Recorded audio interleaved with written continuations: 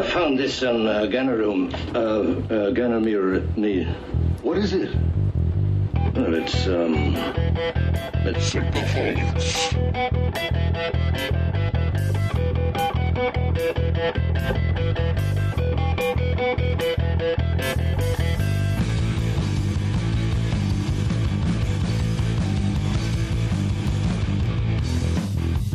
Welcome to Synthaholics, guys. This is your host, David Duncan, and with me is... Commodore Aaron O'Brien. Decker.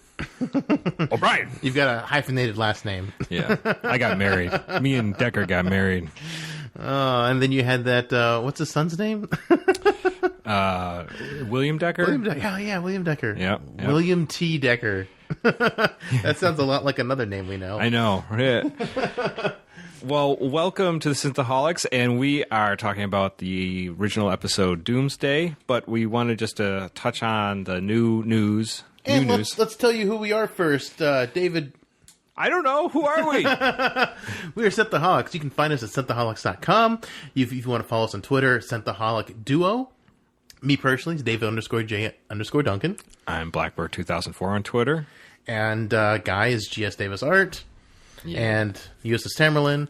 And if you have iTunes and Stitcher and everything, subscribe. We're available to all those. And also we're available for you to give us reviews and stars on iTunes. I mean, you don't know how much this helps the show. I mean, like, the more people that leave us ratings and reviews, the more visible we will be seen in the charts. So please review us, and we'll read the 5-star reviews on the air as we get more of those. So you can hear the greatness from our voices, which you wrote in your voice. Man, are you in luck today? Yeah. Yeah, so all that's cool, but also it's cooler is that we got a leading lady for Star Trek Discovery. Yes. Walking Dead actress Sonqua Martin Green, and I have no idea who she is. She is one of the main cast members for Walking Dead. She's been there. I don't know exactly what season she started in, but I think it was like 4th season. I was talking to Robbie. He said she showed up in season 3, which is the season I quit on. Okay, but I think she was part of Jerome. No, not Jerome. What's his name? Tyrone. Yeah. Yeah, she's part of Tyrone's crew. That's right. And Tyrone's crew was so small, such a small part in season 3. Like I totally tuned out. They end up at the very end, and then they meet up with the main group for Walking Dead. But she's been there for quite a while, and she's a magnificent actress. She emotes a lot. Now, unfortunately, all I usually see from her on acting skills is reacting to the horror that she's usually faced, and then the shell shock that she has to get over the insane horror. So there's a little bit of joy, there's a little bit this and there, but she plays a very deep character in Walking Dead, and it's been great. It's great that she's got this casting, because I think she has a lot of depth to her. So I'm hoping we're going to see a lot. I mean, everyone's been saying that she's a fantastic actress, which is great. I just haven't seen her in anything. I did watch season 3 of Walking Dead, but I was just fed up with it because it was so slow. I just didn't continue on. I know. We disagree about Walking Dead. Well, and her group's part in season 3 was, if I remember right, it was very small. It was, but then they get kind of like integrated into the main. So I have very little remembrance of how she was an actor. Everyone said she's wonderful, so I'm glad she's not. She's if it was somebody, actress. If I felt that she wasn't a great actress, I would definitely say. But she definitely has a lot of. She got good acting chops. She can show a lot of depth. It's a good thing. And maybe we'll get to see her not sweaty and dirty and covered in zombie blood for once. So that'll be an interesting Or change. maybe. We don't know. I just got Zombies off space. I just got off the set of Walking Dead. No time for makeup. Well, I mean, like, I guess she's not going to be that busy depending on the shooting schedule, because this is only going to be like a 13-episode arc. And if they keep it 13 episodes and she stays the main character, then... Right. And they could always kill her in Walking Dead if she prefers doing Star Trek. Well, and if they're filming now... January is when they're supposed to start up in Toronto, I think. Yeah, so if they're, filming at this time, they would definitely have enough time to get back to Georgia where they film Walking Dead because I'm sure they don't want to do it in the middle of winter because they're mostly outside. So I don't know how their filming schedule is, but usually it's in the middle of summer. They film in the middle of summer? Well, around that time. Maybe not summer. Miserable. Oh, man. Have you seen them? They are literally sweating like crazy. Yeah. The only thing I always think about Walking Dead is, besides the zombies and everything and how they're going to get out of this situation or that situation, is like the BO has got to be awful. I just can't imagine like shooting in summer in Atlanta. I lived... I mean, I live in Buffalo right now. It's a sweat box. But for you guys who don't know, I lived in the deep South most of my life. Never lived in Georgia, but I lived in Louisiana, Mississippi, Arkansas, Texas. I know, like, on a Sunday, when it's the middle of summer, you open your car door and you sit in your car. The air is like edible, like it's like arid Jello, like it's just disgusting, and it's hot and it's miserable. Mm-hmm. I don't know when they exactly filmed for Walking Dead, but I have seen them in the summertime. I just thought they filmed like in the wintertime, so it's not as bad. And they might film in the winter, or maybe spray on sweat, maybe late spring or autumn. I mean, I have seen different seasons. Now thinking back, I've seen different seasons for. But the thing is, deep South. I mean, it really doesn't matter. I mean, like when I visit my family in Texarkana, Texas, like I can wear shorts in December. Like sure, It's never gets really... No, I mean, like, you can wear... Sometimes you do have to bundle up. I mean, it does get cold. Mm-hmm. Like, it'll hit the 30s and stuff like that. But sometimes you can, just walk around in shorts in December, and it's nice. Well, now you're happy that you've downloaded this episode, and we've gone into the Georgia weather system. So... the deep South weather system. Well, so anyways, it's good news. I'm happy to hear it. I'm happy to see that we've got a pretty decent acting, actress coming into this to take on this heavy role. It was funny because this episode will be coming out around the 27th of December, but like we're recording it earlier. I recorded with Guy last week, and I was like, there's got to be a whole bunch of new casting announcements soon because they're supposed to be filming in January. So I mean, right. And like literally like the day after I recorded with Guy, that news came out. So it's just how it happens. I know. We're sorry. We can't bring these fast enough to you. Well, this episode... there'll be more soon. Yeah, I know. I mean, I'm sure we're going to get a lot more very, very soon. We're going to get a whole much more information, too, because they'll start leaking stuff to us. This episode, we are talking about the original series, The Doomsday Machine. This first aired October 30th, 1967. Wow, that's kind of like an interesting Halloween episode. And I mean, like, it's not scary, I guess, but it's like definitely the music's haunting. Oh, it's great. The music in this episode has stuck with me forever. Yeah, like when he's going into the Doomsday Machine in the shuttlecraft. Like that music. Like I think that's my earliest memory of Star. I want to say that's probably my earliest memory of Star Trek. It's powerful because that music is so memorable. It's really basic, but it's just like it's the theme. It's just like right. You only need a strong couple notes for a strong theme, and it's there. Well, yeah. So this is season 2, episode 6, and this is definitely one of my favorites of the original series. It's so fun to watch. It's right up there with Arena. Yeah. But there's not enough. I don't know if it's Arena, but it's not. There's nothing that you really gotta like. There's not much to think about. It's just a great like adventure film. It's not that cerebral. It's just I mean there's a little like Kirk wax poetic at the very end, but that's about it. It's just like, oh yeah, my good friend had died. It's fine. I just love how nonchalant they are about people dying. This is life in space. Just gotta deal with it. So. Or I guess you were just so miffed at him trying to take over a ship he didn't care that I would be a little pissed off too. He's like, I'm glad that sucker's dead. I'd be like your friend taking your car and driving it into dumpsters and stuff like that. Like, what are you doing? So it's like your spare car. No, that's my car. It's my Maserati. So the episode starts off. We get Lieutenant Palmer, who is not played by Cat Roberts now. But not. I mean, then we don't. Now. But we don't get Uhura. She's missing in action. She must be on shore leave somewhere. Gone. Risa, yeah. She's got her horgun out. She's getting some action. So she gets a distress beacon and it's from the constellation, and there's a lot of subspace interference, so they're going to check that out. When they get to the star system, they find that all 7 planets of the system have been destroyed and smashed to rubble. And they go to the next system, and they find that there once were healthy planets. They seem to be destroyed as well, except for the 2 inner planets. And that's where they find, Enterprise finds her, the other ship, the USS Constellation, that's being commanded by Commodore Matt Decker. It's just a lifeless hulk floating in space, and they go in to investigate. I think this episode, I haven't watched all the original series on Netflix.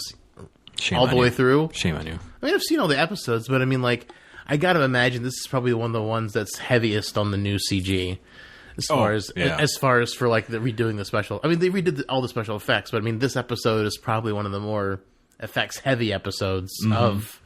It's wonderfully done. I'm glad they redid it. And seeing the constellation all broken up, its nacelle all messed up. Oh, it's great. It's just great. Everything's about it's great.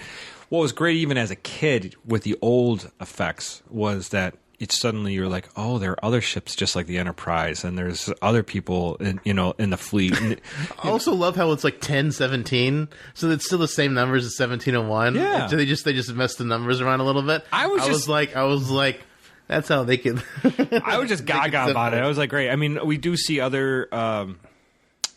We do see other Constellation class starships during, was it Operation Annihilate? Yeah, I think so. Where the Ultimate Computer is where we get a whole bunch of other where they fight against the computer for Daystrom, who puts on the robot computer to control the Enterprise, and they go against 3 other Constellation ships. But I mean, it still was cool, and its idea that that could happen to the Enterprise. The vulnerability. Sure, yeah. It's just there's like all your mind just goes through all these like loops of like oh, that's cool. Enterprise is powerful. How did that happen? Yeah. So it's pretty cool. So we get that. That's where it starts off, and then they check out the Constellation. They have some reserve energy banks. There's some limited life support systems. So they decide to go down and investigate. So McCoy, Scotty, and a damage control party along with Kirk goes on, and then Spock stays and takes command of the Enterprise. They go down and they obviously poke around the Constellation, where they come across Commodore Decker alone in the auxiliary control room. And very catatonic. Completely catatonic. And we find out that what the basis of this story is going to be was that they ran into a giant robot planet killer that's floating out in space and destroying planets. And when bugles, lots of bugles. It's the biggest bugle ever. Biggest bugle. It's the motherload of bugles. Inside, there's so many bugles. This is where they make bugles. Yeah, but they destroy planets and then they spit them, and then they spit out bugles. Bugles. They poop out bugles. That's awesome. Yeah. What a wonderful world we live in. So we get the lowdown from Decker when he kind of comes to. He's obviously upset. He beamed his crew down, all 400 members, onto one of the planets below, trying to save them because the ship was finished and was pretty much figured that they're all going to die on the ship. Unfortunately, he beams them down. He beamed down the planet. Did you not notice this thing destroys planets before you decided to beam them down? Unfortunately, to Decker and his crew, that the planet eater went to that planet and chopped that planet up, and apparently the planet 4. There is no planet 4. Don't you think I know that? Don't you think I know that? There was, but there's not anymore. There was 400 of them. They were crying to me. I couldn't do anything. All I'm going to say is if you have not seen this episode, you need to turn off this podcast and go and watch it. This episode is just great. Fantastic episode. It's so great. It's one of the golden moments of the original series. Yeah, very much so. It's so great. It's probably like top 5 TOS. Easy. I love this episode so much. And so from there, they decide McCoy beams back with Decker, and Kirk and Scotty and the crew the landing party crew are going to try to get the ship somewhat working. The warp core is completely junked. The impulse engines, he has to cross circuit with the warp warp controls. So he's messing all around this crossing circuits. Kirk is trying to get visual. Scotty's wet dream. Yeah. I've been waiting for this day, Captain. He can't do it with the Enterprise, but you're such a good captain. I never have to fix the engines too often. Or cross-circuit things. So Kirk is trying to get the ship's visual functions and communications. And during this whole time, there's like a big subspace jamming frequency that's being emitted by the Doomsday Machine. Now, they haven't seen the Doomsday Machine quite yet. So when McCoy and Decker beam aboard the Enterprise, all of a sudden they get on the Enterprise and hear red alert, and they run up to the bridge. And unfortunately, the planet killer is right there bearing down on the Enterprise. And this is where they take some action against the planet killer, but it's ineffective. And Matt Decker decides he's going to have another go at trying to take the planet killer out. I was wrong last time. I didn't go close enough to the thing that can destroy planets. Right. Because phasers somehow hurt worse if you're point blank. I'm pretty sure that's not how physics works. And we have this great dynamic where basically Commodore Decker takes over the Enterprise using regulations, saying, I'm the ranking flag officer. Yeah. It's Spock and Decker just shooting regulations back at each other. Right. And McCoy, is saying you can't let him do this. And he says you could say that he can't do it if he's mentally incompetent, if you so deem so. And he says, I'll do that right here, right now. And he's like, you also have to provide your medical records to support this. It's like, damn it. He says, I haven't had enough time to evaluate him yet, and it's like, well, then it would be false. And, so it's a great scene between all three of them, and Decker kicks off McCoy because McCoy's making too much of a problem on the bridge. And you can see, like, Spock, you can see he doesn't like it, but he's sort of like shutting down to computer level. Like, he's just going to calculate everything in his head. He's not going to show any, like, emotion whatsoever. But you can see there's still an emotion there. Like, I don't like you're just gonna run us into the ground like your ship. I saw what you did to your ship. Yeah.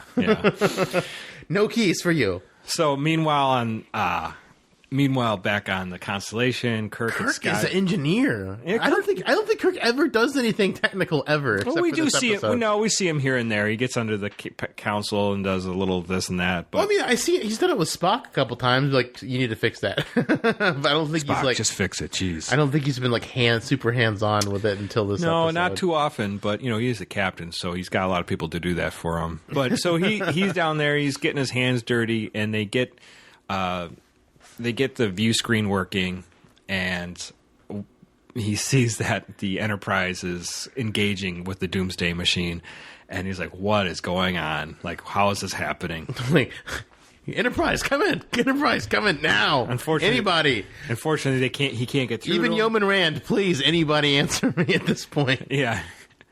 Please, Yeoman. But so he can't get through to him, and Scotty ends up getting the engines working eventually, and then he says, now if we could only have some phasers. And the guy's like, oh yeah, I worked on those first, actually. I've been recharging the phasers. And there's a great line. He goes, Scotty, you just earned your pay for the week. I used to love that as a kid when I heard him say that. It's like, I love when he says that stuff to him. Starfleet signs my... I should have played Starfleet signs my check as the opener. But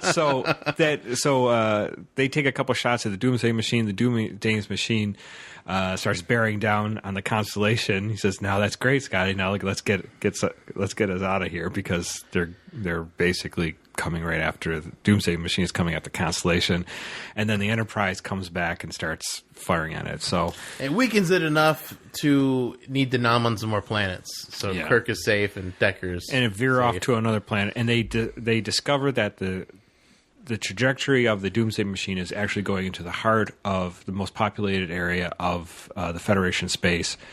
And Ryza. Where is? Whatever it takes. We have to save Ryza. But they realize they have to do something. Now, Spock's of the mind that we should get out of there, pick up the captain, Scotty, get out of there, and then regroup something. Tell the fleet. Do something intelligent. Yeah, tell the fleet what's going on.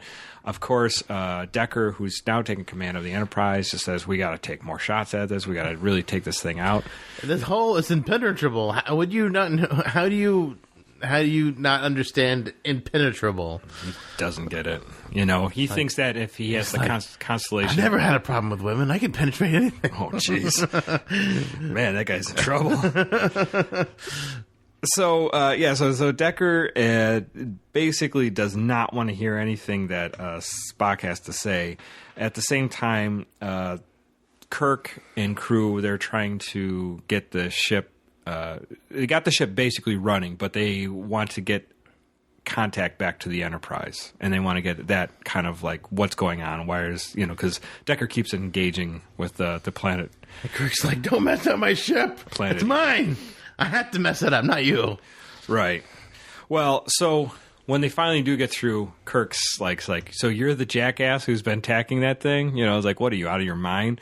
So he tells Kirk, blast regulations or blazes with regulations. You know, he says, I don't want you commanding my ship, Spock. I order you to take under my personal authority of the Enterprise, you are to take command of take a command from Commodore Decker.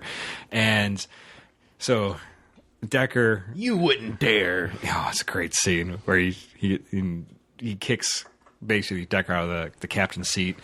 Spock takes over, veers off, and goes to pick up Kirk and Scotty and the crew on the Constellation, and he tells Decker that he's due for a medical exam with Dr. McCoy.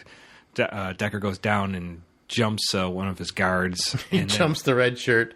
Man, he probably kills that guy too.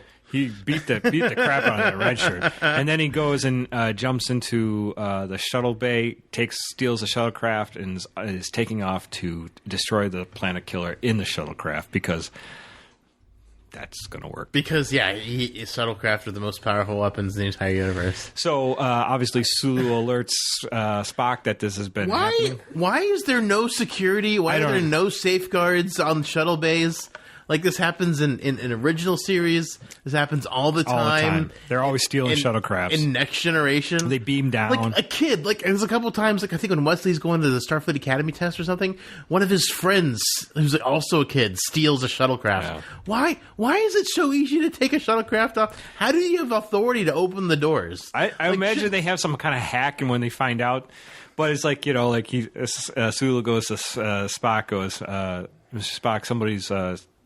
opening the shuttle bay and taking a shuttlecraft, and he goes, "Shut the shuttle bay doors, Mr. Sulu." It's too late. It's too late. I'm like, dude, what? How, like, shouldn't there be like codes or like shouldn't there be like multiple passwords? Shouldn't there be locks? Like just padlocks.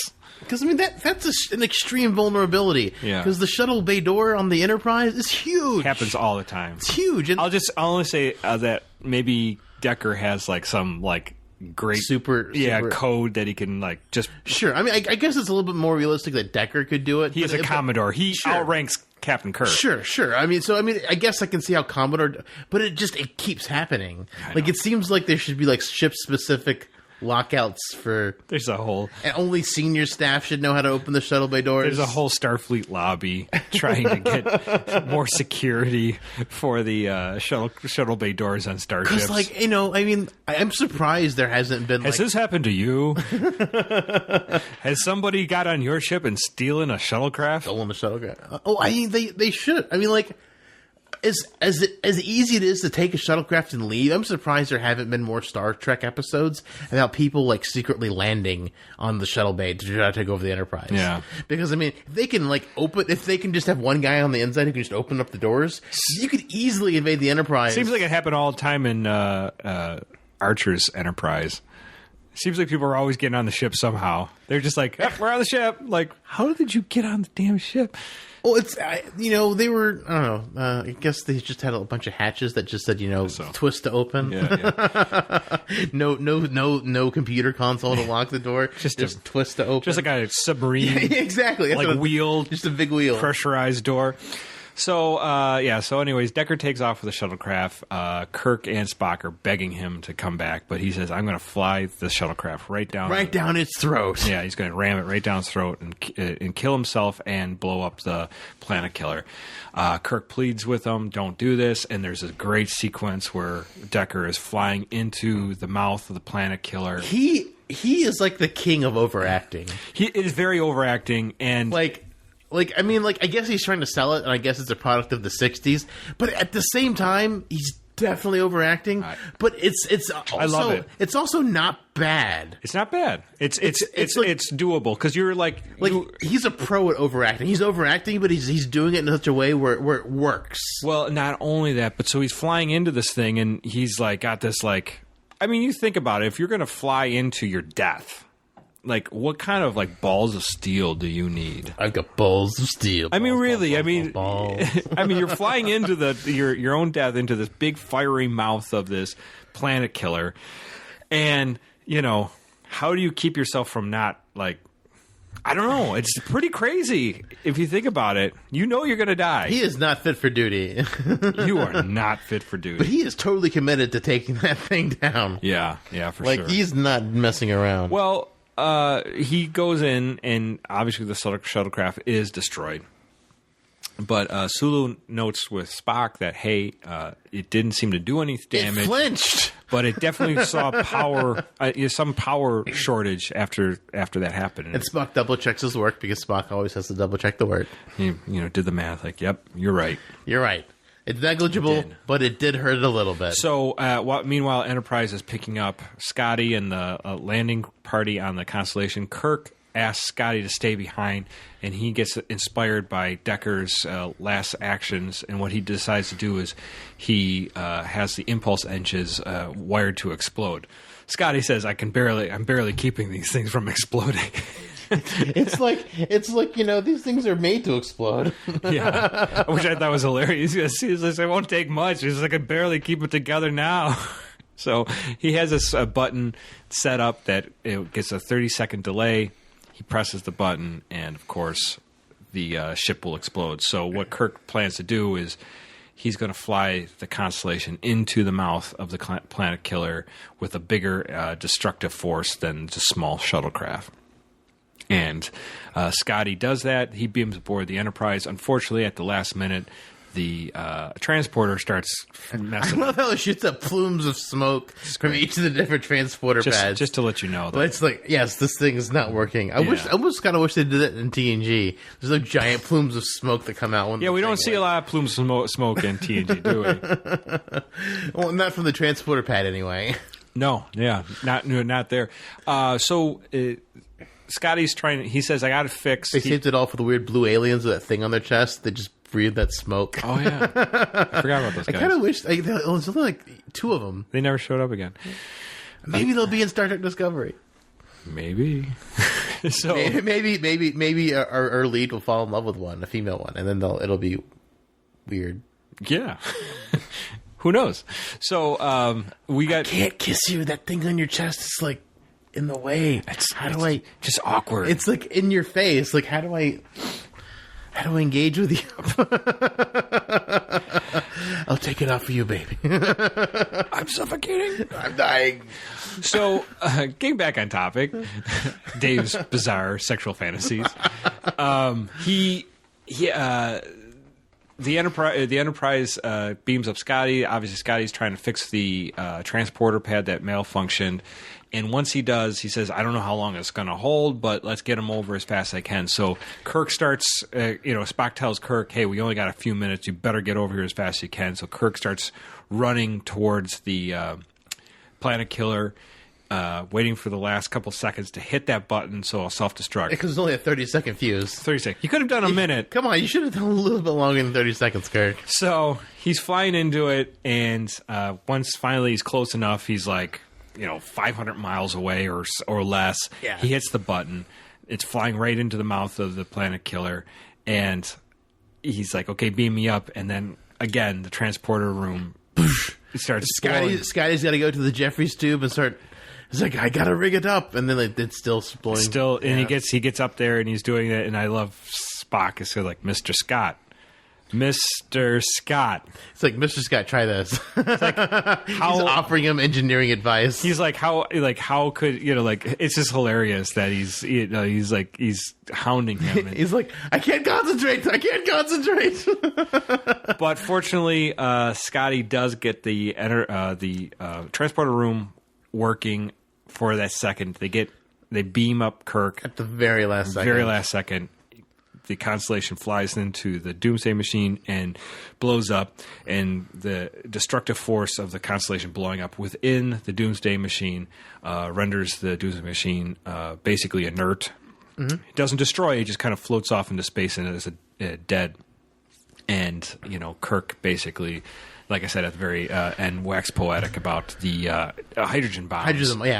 Which was like kind of dated now because hydrogen bombs are, of course, extremely destructive, but not as destructive as our massive megaton destructive forces of nuclear missiles. You've got Russia with the Tsar Bomba, where that's not even the most powerful one. They've got the Tsar Bomba 2, basically, but the Tsar Bomba 1, when they dropped that bomb on that big island that Russia has above it that no one lives on, like they almost destroyed the plane they were in. Wow. And the shockwave was felt as far away as like Finland and Norway and stuff like that. Right. And the shockwave technically orbited the Earth like 3 times before it dissipated. But it was like it broke windows as far away as how many megatons was that? Do you know? I don't remember, but it was the Tsar Bomba is disgusting. And the Tsar Bomba 2 is even more disgusting because not only is it more powerful than the first Tsar Bomba, it's also a stealth bomb. So like we probably won't be able to track it if they decided to use Tsar Bomba on us. And like say we live in Buffalo, we're like 7 hours driving from New York City. If they dropped this bomb on New York City, we would be screwed. The shockwave may not kill us, but like it will screw up our city. Well, it's funny that you say that because we are in Buffalo at a time back in the 50s and 60s. It was definitely noted that through intelligence that Russia was definitely going to drop a bomb in Buffalo, and I guess it was the location of the bomb was supposedly. This is what I've heard. I've never confirmed this. Was Sheridan and Niagara Falls Boulevard. Why Buffalo? Buffalo at the time was pretty populated, and there was a lot of steel production at the time here. We had Bethlehem Steel, we had the power plants. I guess we're not a big target anymore. But New York City would probably be. Oh, New York City is going. Yeah, it's going to be gone. A target. And, but if they use a Tsar Bomba on it, we will be, if not dead, we will be really messed up. See, my only thing is, if I was going to be in a nuclear destructive thing, I want to be at ground zero.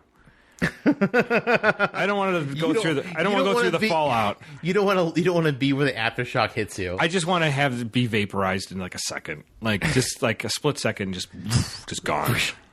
I know it'll suck for that second, but I don't have to live with the aftermath and nuclear fallout, nuclear winter, the roving bands of cannibals and everything else that's going to happen. All the Mad Max people. Yeah, I don't have it in me, I just camp out. If I knew where it was, it's like, oh, nuclear destruction, let's camp out right here. Yeah, I don't know, but if they, in Finland, and that's way, way, way further away from this island than we are to New York City. I mean, we would be in serious trouble if Tsar Bomba hit anywhere, in any state adjacent to us. Well, not just that, but what would even if it landed in D.C., like we would still feel the effects of a Tsar Bomba in Buffalo. It is insane how insanely powerful these weapons are. Oh, and that the United States has crazy weapons like that sitting.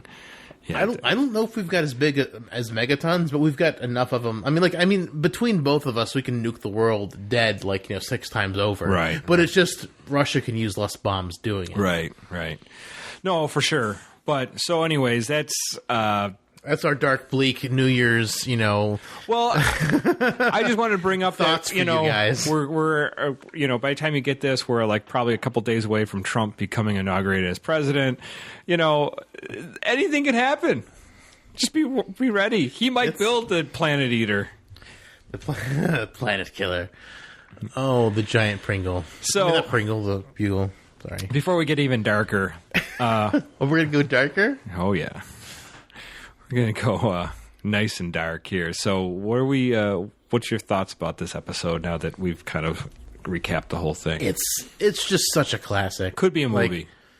It really could be a movie. I almost kind of hope Star Trek 4 is kind of about the Planet Killer, because it really could be a movie. I'd love to see maybe more than That just would be one sweet. ship. That would be sweet. It's just... I'm going to tweet Simon Pegg. I am. Planet Killer.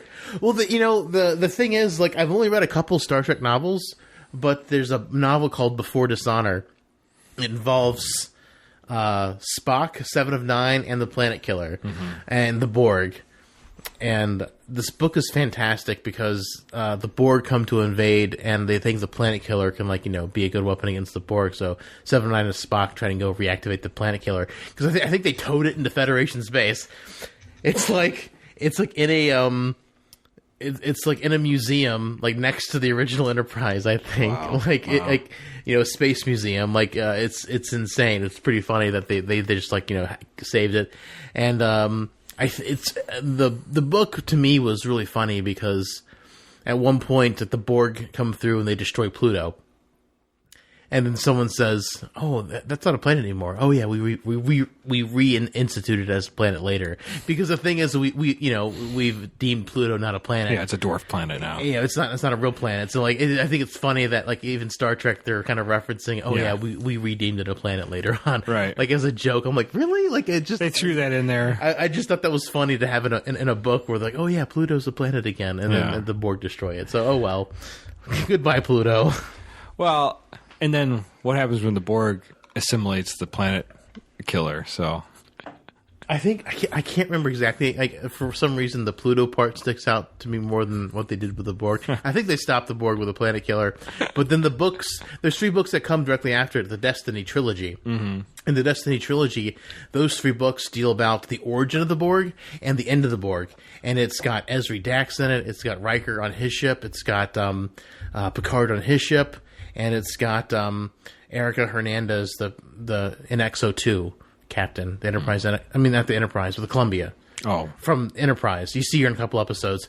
She's also in it. So like it involves so much Star Trek, and it's a trilogy. It's a Destiny trilogy. It's really really good. It deals with the origins and the demise of the Borg. And I know technically the books aren't canon. They're like memory beta material, not memory alpha, but they're really good. Like those 4 books because they pretty much run in a sequence: Before Dishonor and the Destiny trilogy. That never bothers me so much. I highly recommend those. They're a lot of fun. As long as it's engages you, spurs your imagination, makes you like, some sort of enjoyment. I mean, I don't really care if it's canon or not. I just enjoy a good story. Yeah. I enjoy a good yarn. Yeah. Yeah, but those are the only 4 Star Trek books I've read, but I definitely recommend them to anybody who's interested in reading Star Trek. And in this one, Before Dishonor deals with the Planet Killer. It is really cool because you've got Spock and Seven of Nine and the Planet Killer and the Borg. Right. And then you've got the trilogy that follows it where like it's got almost everybody from Star Trek. It's awesome. Because it spans the origin of the Borg to the demise of the Borg. Right. It's fantastic. Well, I love this episode so damn much. There's nothing about this episode I hate. There's literally nothing I hate. This is just one of those episodes. I'm a huge original series fan. It is like a perfect episode. It's everything you want for a sci-fi, for Star Trek, and Kirk's at his best. Spock is at his best. I mean, even Scotty's great. I mean, everybody's there. The only person who's not there, unfortunately, is Uhura, and we don't have Chekhov. There's 2 people missing. Is this season 2? Season 2. But okay, yeah. So Chekhov for some reason they just didn't show up on this episode. I don't know if they were on vacation. I think it's cool to have Lieutenant Palmer's. To have a B crew. Maybe she shows up in a couple of This Way to Eden is that way. She's in that episode, and she also does the voice during of the companion during Metamorphosis. Gotcha. So she's that voice. So okay. she has a little Trek, sure, creds. Yeah, whatever you want to call it. But this episode's fantastic. It's cool to see a B crew every now and then. I love it. Yeah, I love to see different. It makes it feel like it's more like a real ship because TNG didn't feel as real because you just had like the main people all the time. There's 2 things, obviously. What is it? Lower Decks, was the one. Sure, yeah, but it where was you like season 6. Yeah, you saw like all the ensigns, and they don't know what the hell's going on, which is a great idea. And then the other one was I forgot what season it was, but Data taking like the third shift of command. Oh yeah, where he basically, when everyone's asleep, he just runs the bridge, and he has like the third shift. Everyone's, whoever's filling in until he decides that dreaming is a good thing he should do, and he quits the third shift so he can just waste time dreaming as a robot. Does Data dream of electric sheep? It could be. I bet he's programmed for that. That'd be funny if that's what he dreamed about. The guy knew the saying, "Do robots dream of electric sheep?" And that's all he dreams about. Yeah, he programmed that into him. I want to dream about something else. I want a cake, a peptide cake, cellular peptide cake that looks like Deanna Troi but flat chested, which is really weird. I think that cake should have definitely. That's a great episode too. Not been as flat. Well, yeah. So, Doomsday Machine. If you haven't seen it, definitely watch it. If you are, if you have seen it, watch it again because it is just a golden episode. I can't think of a better. I mean, there's a couple obviously original series, but original series vacillate from Space Seed, Arena. City on Edge. City on Edge forever. Like, there's like a handful of ones that are just there's about 5 or 6 amazing episodes that there's. This is one of them. They're almost flawless. This is a flawless episode, and you get the full dynamic of the crew. You get the full dynamic of what Star Trek is about, and it's great. It's just I can't say enough good things about this episode. It's just fun to watch. There's nothing to really make fun of. Like Galloway 7, we make fun of the commissioner's cape, but I mean, it's like, there's stuff like that, but there's really not much. And Decker overacts, but he overacts to the point where it's still kind of good. Yeah. Like, it's weird. It's really, really weird how he overacts. He does overact a lot. And I read that he was not aware of the parallels of Moby Dick and that he was technically Captain Mayhab. So when acting this, he didn't have that in mind. So that's interesting that this still plays out the Captain Ahab story, and he didn't even have this in mind. So that's really funny. He says I didn't think about that. He says I didn't think about it until like I read an article like years later about the episode, and I was like, oh, how is it technically Ahab? Yeah, I didn't get that. So his white bugle. That's my white bugle. I've been chasing it for years. So yeah, great episode. I love the idea that like an ultimate doomsday destructive machine that's kind of like outlived its civilization is out there just destroying the universe slowly, gnawing away at it, in the depths of space. It's a great idea, isn't it? Just that there's this machine that's just destroying. That's like almost unstoppable. Like Galactus type. Thing, just eating planets. Like what's worse? I mean, it's like the Death Star. At least with Galactus, you could like talk to it. Like, but the Planet Killer, no, there's nothing. It's a mindless, drone that's just going out there and eats planets, kills. Yeah, it's almost like I feel like this is like the progenitor to the crystalline entity. Exactly. Where the crystalline entity doesn't turn chop the planet up. Yeah, it just takes all life off the planet, which is almost as bad, if not worse, because it's leaving like the rock Hulk, but it's just eating everything alive. Yeah, or the Borg, how they just strip out planets when they want to. Great idea, man. It just fires your imagination about like Spock says, I hope there's not more of those out there. He goes, that would be cool. I'd love to see that. Kirk goes, I found one quite sufficient. yeah. And that's when he starts waxing. I love Kirk always has like this little devil may care smirk at the end of everything. Is like, I found one quite sufficient. Yeah, it is. That's the point where I'm like, he just like, wow, you just really don't care that your friend died. And that you almost did not beam up from the constellation. Like, literally, like you are not scarred by that in the 5 minutes ago. That's what's great about Kirk, is that would happen. And he's like, yeah, I made it. So, great. Oh, man, great episode. And, I can't imagine anybody seeing this episode and not just being like in love with Star Trek or having some kind of fascination with it. It's one of those episodes I definitely want people to see if they're going to see the original series. Sure, yeah, it's for sure one of the ones you don't tell people to watch the original series and say, "Hey, watch the Empath." Don't watch Empath. Strike that from your memory. Don't ever watch The Empath. The Empath. There's so many sketchy or goofy original series that are out there. Wolf in the Fold. Wolf in the Fold's a hard one. Yeah. It had some parts that it could have been good, but it just kind of gets bogged down. Yeah. There's a whole bunch of them, they're all like that.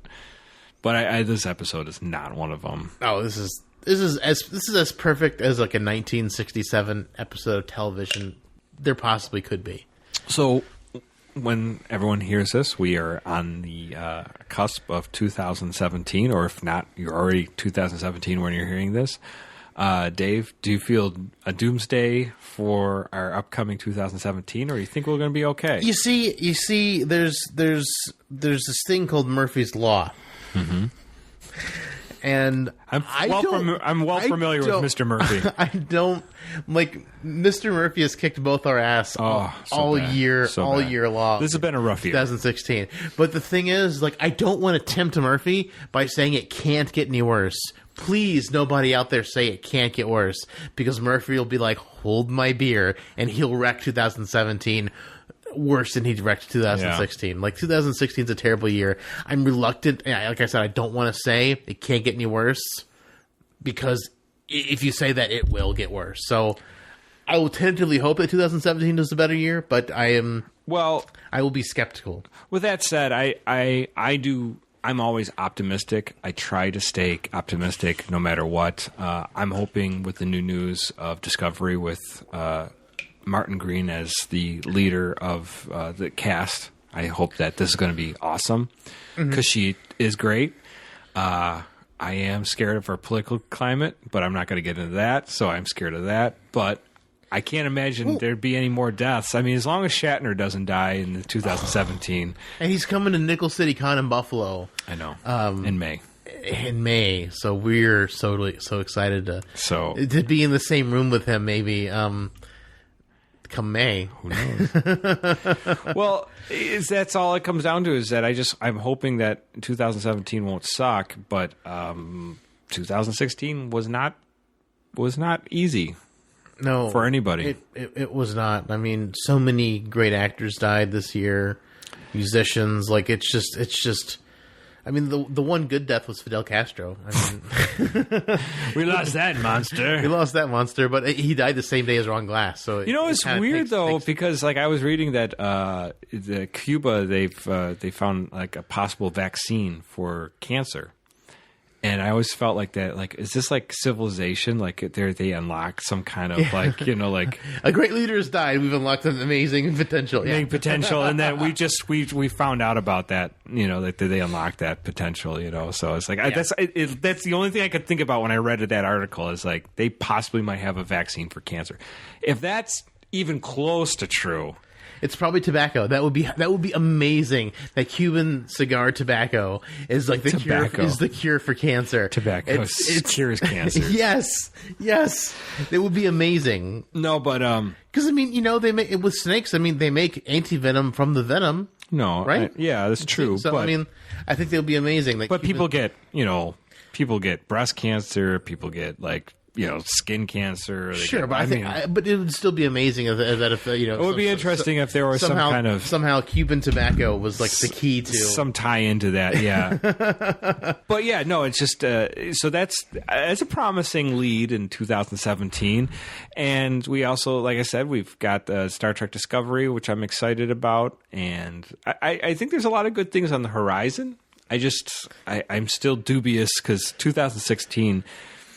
Has kicked my ass thoroughly, and I'm trying to do the best I can to be like, yeah, it's gonna be okay. It's gonna be okay. We'll survive. We're gonna be okay, guys. We'll survive. So, yeah. So we are wishing everyone a happy New Year. A happy New Year, a Merry Christmas, a happy holidays if you don't celebrate Christmas. A happy Crazy Kwanzaa. Yeah, Crazy Kwanzaa. Hanukkah. Whatever it is you celebrate, if you go to a Chinese restaurant on Christmas Day, that's awesome. Eat those cats. A Festivus for the rest of us. If you like watching the Christmas Story, all day long on Christmas, that's awesome. Yeah. I mean, obviously Christmas, while you're getting this, it probably just passed over the weekend. We hope you survived your family, and hope you watch Star Trek Generations so you can see Picard with his Tiny Tim son next to the Christmas tree. I love you, Papa. Oh, man. I love you too, Tiny Tim. Could they get any cuter of a little kid? Like, so Tiny Tim. Never get older, Tiny Tim. Yeah. In the Nexus, he would never grow up.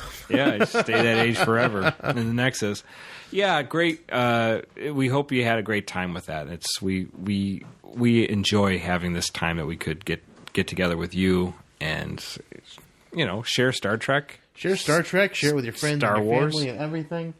And yeah, Star Wars Rogue One just came out. We actually recorded with the Nerdy Nomicon, which check that out. It'll probably be out by the time you hear this. So yeah, check out the Nerdy Nomicon. Our friends Robbie Palmer from Artful Gremlins. That's their show, and you'll be able to hear our take on that. And later we will be doing our own take on Synthaholics of Rogue One in January with Guy Davis and Troy from they do a podcast together called Rocky Mountain Geek Tank. Mm-hmm. So we will be teaming up. We'll be teaming up. We'll do another cross podcast thing for our non-Trek episode of the month. It's going to be great. We had a fun time with them. I enjoyed Rogue One. I hope everyone else gets a chance. And by the time you hear Rogue One commentary and thoughts, that you have seen it and you can tune in without spoilers. Sure, but spoilers anyway, because we will not hold back. No, I won't say anything now. Just I'll give people a little bit of time. Sure, yeah. Got a couple weeks. This is your warning. Rogue One is coming. Yeah. It's like the Planet Killer. You can't stop it.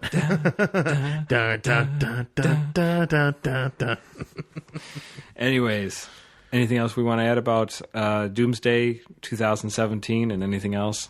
Doomsday. 2016 was the Doomsday Machine for us, so hopefully 2017 will not be. Be the flower. Hopefully it'll be the Genesis for us. Yes. Genesis, Planet Forbidden is not. I love that guy. They need to do they did the Rogue One, a Star Wars story. Please. They need to do a Star Trek story and have a movie about him. I'll shoot myself in the head. I hate that guy. He's like the Star Trek Yoda. He's memorable, but with really bushy eyebrows. Yeah. He's just a Star Trek Yoda. Nah, I think they should make a movie. We should do him. Yeah, that'd be funny. Absolutely. Well, Dave, where's our music provided by? Our music is provided by Warp 11. Warp 11 actually was just at the Star Trek 50th anniversary convention, and I think in San Francisco. I think I'm bad with cities in California, but I want to say it was San Francisco. Well, they're from Sacramento, so they're right around. Sacramento, so they're right around the corner from that. Right around the corner. So, Warp 11, they are amazing. They let us use their music for our show. Please go support them, buy their latest album, Rock Out With Your Smock Out. Go follow them on Facebook and follow them on Twitter. They're at Warp 11 on Facebook. On Twitter, and, just type in Warp 11. They'll come up, and you can see all the photos. They actually have to share the stage with William Shatner. That's awesome. At the con. So, I don't know if they sang Jerk My Kirk for him, just to, and it's really funny. Sounds like something Shatner would get into. Yeah, do that. It's like, yeah, that's awesome. No, but it's just, they have some great pictures of them meeting some of the cast members that they've been sharing on their Warp 11 Facebook page. So go check them out. Go like them. Go check out their pictures of them seeing the Star Trek cast. Support them, buy their albums. They do great work. They're hilarious. They're funny. They're funny. And off the wall. Yeah, and I definitely want to have them back on to talk so they can tell us about that convention and what happened with Shatner and everything. I think that'll be fun. Yeah. So maybe that'll be a preview of what's to come in 2017. But follow them online. If you think we're worth $1, you can check out our Patreon. Patreon.com/Synthaholics. Where's the buck? What's a buck? $1 a month. Yeah. $1 a month. If you think this show's fun to listen to, if we entertain you slightly on your commute to work, on your daily grind of while you're typing some stupid report for your stupid boss that you freaking hate. Those damn TPS reports. If you hate them and we lighten your day just slightly, throw us a buck. Or, hey, even better, tell a friend. Tell a friend and or review us on iTunes, Stitcher, iHeartRadio, anything that we are on. Google Play Music. We are everywhere where you can find your podcasts. We're everywhere. We're right outside your window. Don't look. We're there. We're you might say we're peeping Synthaholics, but we're just there for you. We're there to egg you on and support you. Like, yeah, jerk your Kirk. Jerk your Kirk. Jerk it hard.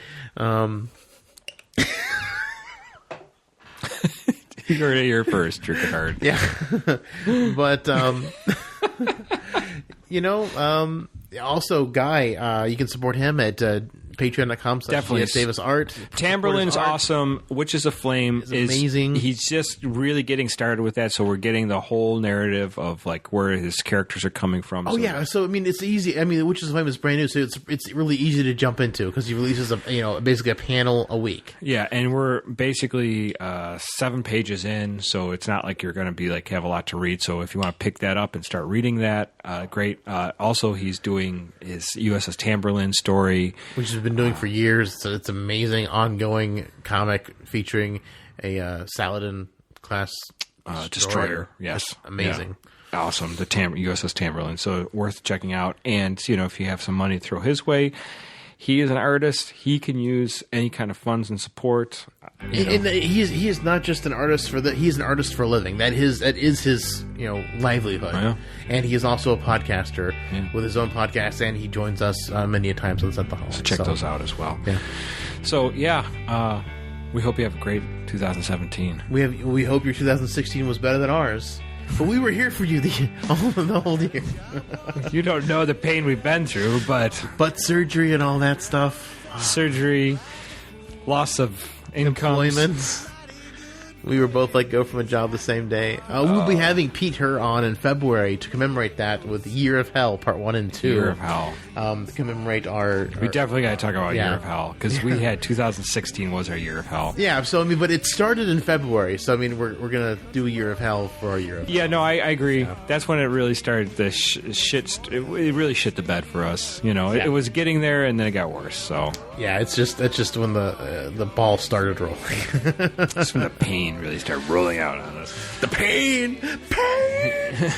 Wait, this isn't that episode. No, not that episode. That episode's also amazing, Devil in the Dark. Devil in the Dark. We talked about that weeks and weeks ago with Tricorder Transmissions. Yes. So go back and check that episode out, because that was another fantastic time that we got to talk with. It's another great another podcast original series. You need to see that. Yeah. Well, hey. 2017. Here's for hoping. Here's for hoping. Got our whiskey. We're gonna hold on and drink. Hold on tight. Oh, well, thank you all so much for listening. We again hope your holidays were amazing. Mm-hmm. Live long and prosper, my friends. Please do. And we'll both shit our pants. You're the best drinking friend I ever had. I have not seen anything that he's done that, his hands are, that his characters aren't phenomenal. It's just, he doesn't know how to end a fucking story. That's all it comes down to. Every time. I completely agree with you about that. Yeah, he could just plot out the whole story, figure out how the story's going to end before he gets there, and then... Because he's done it over and over again. He really has. Yeah. Almost feels like R.L. Stine from Goosebumps way back in the day in that respect. Yeah. Everything is left open for that continuation. We got this. You never kill off Slappy. Slappy's always around for Night of the Living Dead. I can 14. Hear me now. The rain is gone. Your mic's really, really hot. How hot is it? It's turning me on. Soundboard says 69. Weird. I'm so glad I'm recording right now.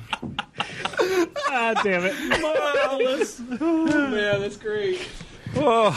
Lately, I haven't been on the ball with recording classic things like that before a show, but... How are we doing this? Is this... This is for Robbie's... This is Robbie's... Nerdynomicon? That was what I was going to ask. Robbie's stream game. This was going to be on. This is yours. Okay. Booyah. My equipment, your stream. I'll send you the file tomorrow or something. Beautiful. I'll shoot for a Wednesday release date next week then. Okay. So, is he doing the intros? Yes, he would be doing the intros. Okay. You know how I always do that today on our show thing right before? So I'll start out with that. I'll do a quick cut, and then we'll do the sign-ins. And just for the record, how would you guys feel about doing something similar to this, like once a month? Like we see a movie, like because there's a lot of fucking awesome looking shit coming out. You know, we've got Guardians Volume 2. We've got Cool. You know, I legitimately thought about that today. Like, no joke. Probably before I got to the theater. I was like, Shell. we need to figure out some sort of monthly thing. Yeah. To either I think appear that on would another be show. really, really cool. Yeah, we need crossovers are great. So let's I mean, I've got the rest of my team with Holly, Brooke, Hobart and Dickey from CBM. You've got your team and everything. Yeah. I mean, I think this would be a lot of fun. I think so, too. Even if, Absolutely. You know, one or two of us can't We haven't be even there done all the anything time, yet. I'll How are you going to represent say if it's fun or This might Quit suck. counting your- quit counting your I've been chickens on before your they show, hatch. you've been on mine. Yeah, we've never all been together, but It could just be a disaster. stop it. We all start punching each Take the other. beer away. I'm. You know, I was giving you guys both pessimism before, and that's not going away. All right.